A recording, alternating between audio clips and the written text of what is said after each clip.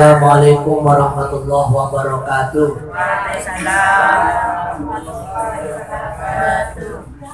Alhamdulillah. Alhamdulillahilladzi ja'alana minal mu'minina wal muslimin wa afamana min ulumiddin. Asyhadu an la ilaha illallah wa la syarika lahul malikul mubin wa asyhadu anna Muhammadan abduhu wa rasuluhul amin. Allahumma shalli wa sallim ala sayyidina wa habibina wa maulana Muhammad wa ala alihi wa sahbihi ajma'in. Amma ba'du. Bapak dan Ibu sekalian yang saya muliakan, alhamdulillah kita bersyukur kepada Allah di siang hari ini, di hari Jumat ini, yang di saat-saatnya ngantuk kita masih bisa diberi kesempatan oleh Allah untuk beribadah, untuk thalabul ilmi di majelis ilmu. Mudah-mudahan kehadiran kita dicatat sebagai amal soleh oleh Allah Subhanahu wa Ta'ala. Selanjutnya, Bapak dan Ibu sekalian, tema kita tentang anak yatim. Pada kesempatan kali ini, mengapa saya beberapa hari yang lalu membaca berita bahwa hari-hari ini ribuan anak-anak kecil menjadi yatim gara-gara corona. Ada yang bapaknya saja meninggal dunia, ada yang ibunya saja meninggal dunia, ada yang bapak dan ibunya meninggal dunia. Banyak bapaknya masih muda-muda, anaknya masih kecil-kecil ditinggal mati, meninggal dunia. Nah, inilah anak yatim menjadi problem bagi kita, ya. Memang anaknya tidak ikut meninggal, rata-rata yang meninggal orang tuanya, ya.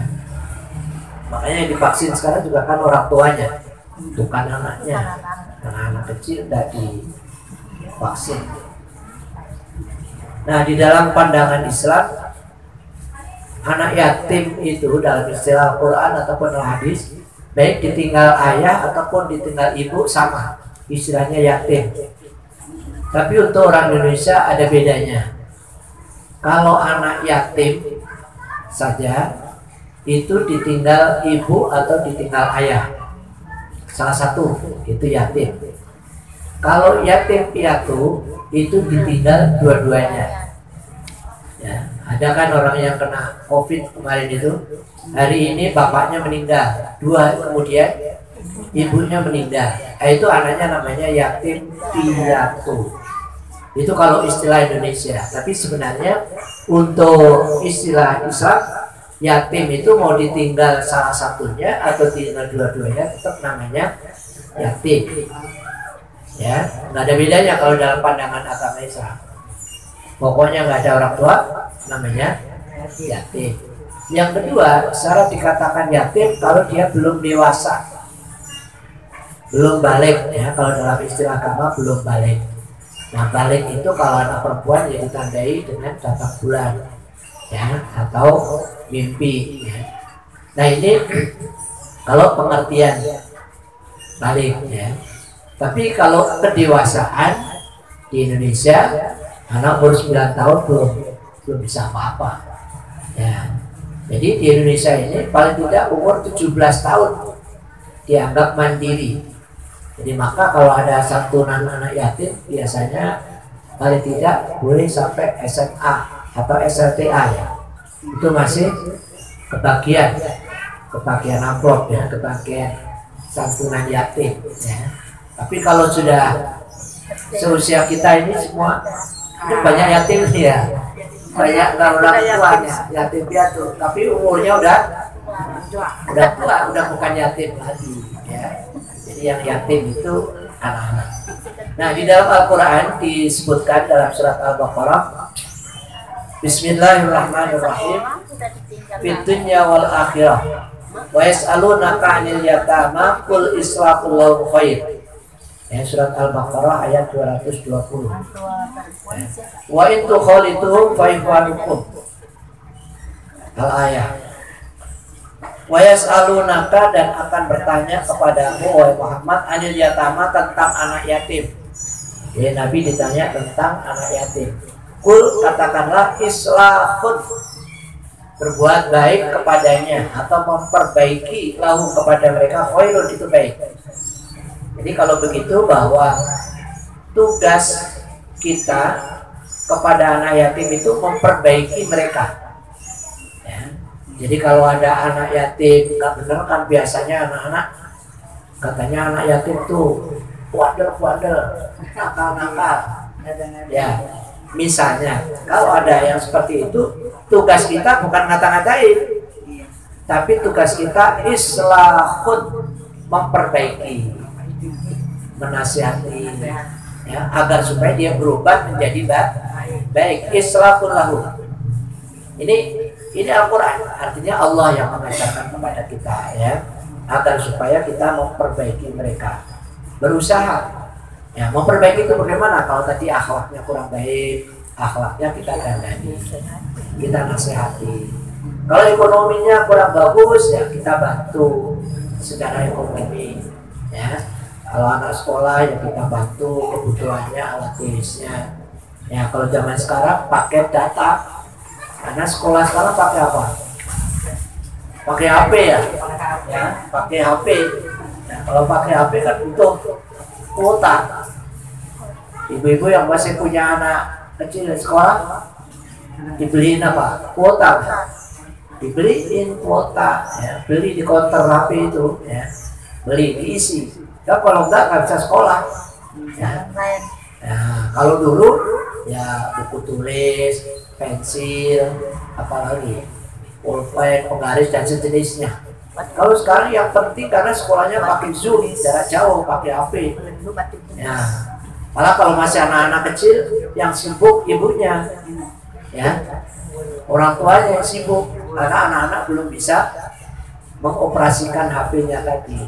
Nah, anak TK karena itu yang sibuk siapa? Ibunya, orang tuanya. Ya. Anak-anak SD kelas 1, kelas 2 gitu. Kalau udah besar, udah SMA, udah aliyah misalnya, apalagi mahasiswa, udah bisa sendiri. Ya, orang tua tinggal menyediakan paketnya aja, paket data, bukan paket sembako ini. Paket data yang dipakai oleh anak kita untuk sekolah, untuk kuliah. Nah, ini kalau ibu-ibu anaknya masih sekolah dimintain beli apa namanya, beli kuota itu, ya nggak boleh marah. Ya sama dengan dulu ketika kita dimintain buku tulis, nah kita layani, kita sediakan. Jadi memang di era modern, di era digital sekarang ini, ya kebutuhan anak kita sudah berbeda, ya sudah berbeda kebutuhannya untuk ngisi HP itu. Kalau HP-nya rusak, ya harus segera diganti. Ya, kalau nggak bisa sekolah. Nanti kalau nggak bisa sekolah, nggak bisa pintar, nanti main aja. Agar supaya anak kita pintar, maka difasilitasi. Ya. Itu yang masih punya anak-anak yang sekolah. Ya. Wa in tukhalidu fa ikhwanukum, dan jika kalian mempergauli mereka, maka itu adalah menjadi saudara kalian. Jadi kita bukan hanya berbuat baik, memberi fasilitas sifatnya duniawi seperti paket, ya, tapi kita ditugaskan juga untuk mempergauli, menemani, ya, kasih sayang terhadap anak-anak itu. Ya. Dan di dalam hadis Nabi disebutkan Bismillahirrahmanirrahim, waqala sallallahu alaihi wasallam, man dhamma yatiman hatta yastaghniya faqad wajabat lahul jannah. Barang siapa yang memelihara anak yatim, mengumpulkan anak yatim, diajak ke rumahnya, dirawat, dipelihara hatta yastaghniya, sehingga anak itu merasa cukup, faqad wajabat, maka sungguh wajib lahu baginya al jannatu, surga. Jadi calon surga itu orang yang sayang sama anak yatim, baik itu orang tuanya sendiri ataupun orang tua lain, ya, saudara atau tetangga, asal kita berbuat baik kepada anak yatim, maka kita dijamin surga. Mudah-mudahan kita termasuk salah satunya. Waqala sallallahu alaihi wasallam, dan Nabi juga bersabda di hadis yang lain, ini yang umum ini, ana waqaful yatim kahataini, saya dan penanggung anak yatim, penanggung jawab anak yatim kahataini, seperti ini. Nabi menunjukkan dua jari-jari, jari telunjuk dan jari tengah, ya, stop. Ini seperti ini Nabi berisyarat. Artinya bahwa Nabi nanti akan bersama-sama orang yang menjamin anak yatim tadi fil jannah, di surga. Jadi berdekatan, ya, berdekatan dengan Nabi. Ya, jadi orang yang perhatian pada anak yatim, apalagi yang dia mungkin sempat memberi santunan setiap bulan untuk biaya pendidikannya, itu jaminan surga bersama-sama dengan Nabi kita, yaitu Nabi Muhammad Sallallahu Alaihi Wasallam. Ini Rasulullah memberi targhib, memberi motivasi kepada kita agar supaya kita tidak membiarkan anak yatim itu berjalan sendiri. Karena seandainya dia punya orang tua, dia ada yang menuntut, ada yang memberi uang dan lain sebagainya. Tapi karena orang tuanya tidak ada, maka butuh bantuan dari orang lain. Nah, kalau tadi informasi bahwa di musim corona banyak anak-anak yang yatim karena ditinggal orang tuanya, ya, untuk menghadap Allah, maka yang menjadi tanggung jawab bersama. Ya, bukan hanya tanggung jawabnya pemerintah saja, tapi ya tetangganya, saudaranya, wabil khusus yang mampu, ya, yang mampu agar supaya mau memperhatikan anak-anak yatim, ya, walaupun itu bukan saudara kita, ya, itu agar supaya kita termasuk yang dijanjikan oleh Rasulullah SAW, yaitu kita akan dimasukkan surga. Ada lagi hadis yang mirip dengan ini, yang biasa ini dibacakan pada waktu santunan anak yatim, ya, biasanya 10 Muharram, ya, yang sudah lewat.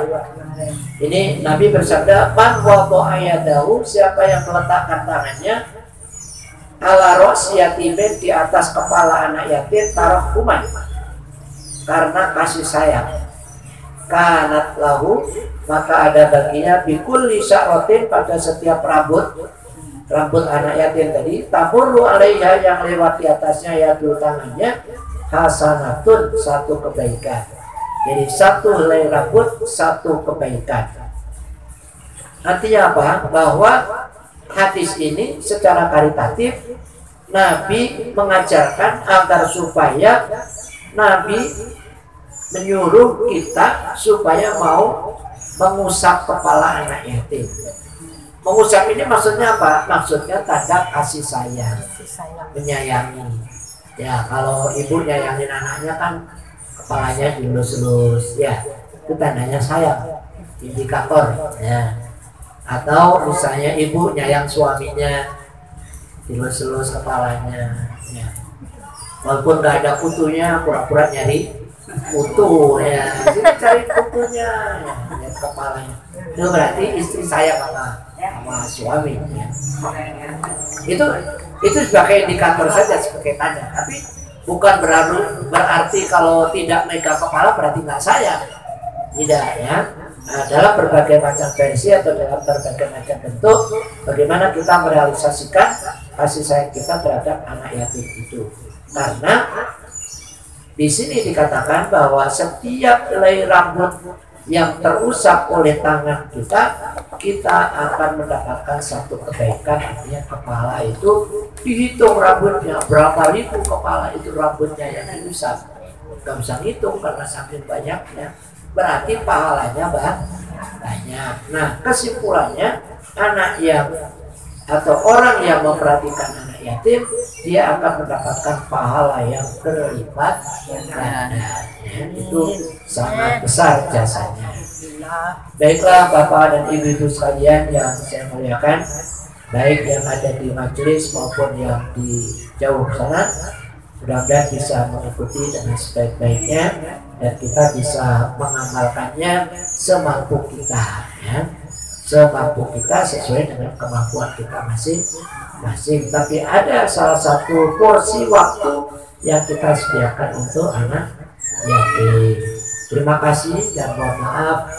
Wallahu muwaffiq ila aqwamit thoriq. Wassalamualaikum warahmatullahi wabarakatuh. Waalaikumsalam warahmatullahi wabarakatuh.